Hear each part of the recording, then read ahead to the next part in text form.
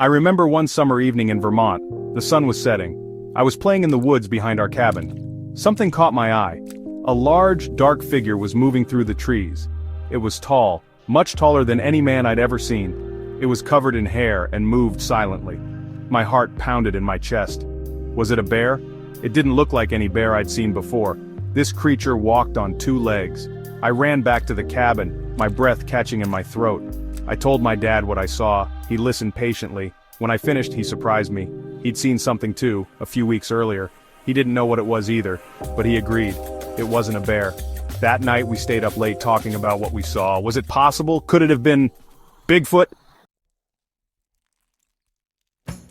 Now I know what you're thinking. Bigfoot? That's just a legend, right? Maybe. But the stories persist. People across America claim to have seen similar creatures. The Travel Channel and the Bigfoot Field Researchers Organization, BFRO, have collected thousands of reports. They've analyzed over 23,000 alleged Bigfoot sightings. These reports come from all over the country. Many describe a creature that fits the classic Bigfoot description: tall, hairy, and walking on two legs. While some reports can be explained away, others remain unexplained. Pennsylvania, with its vast forests and rugged mountains, is a hotbed for these sightings. The Appalachian Mountains in particular seem to be a focal point. Could these mountains hide a creature unknown to science? One compelling case comes from a mountain biker in Pennsylvania. He was riding through a remote area when he encountered something strange. Standing in the middle of the trail was a massive figure.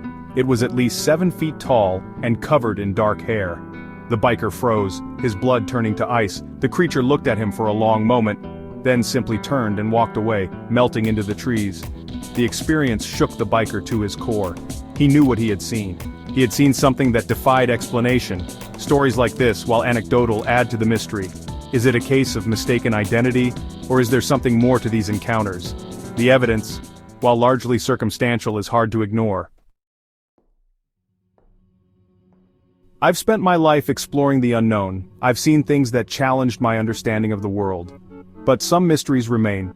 Bigfoot is one of them. Is it real? I don't have the answer, but the possibility, however remote, is intriguing. What I do know is this: we live in a world full of wonder. There are things out there that we don't understand, things that challenge our perceptions and make us question what we think we know. So the next time you're in the woods, keep your eyes open. You never know what you might see.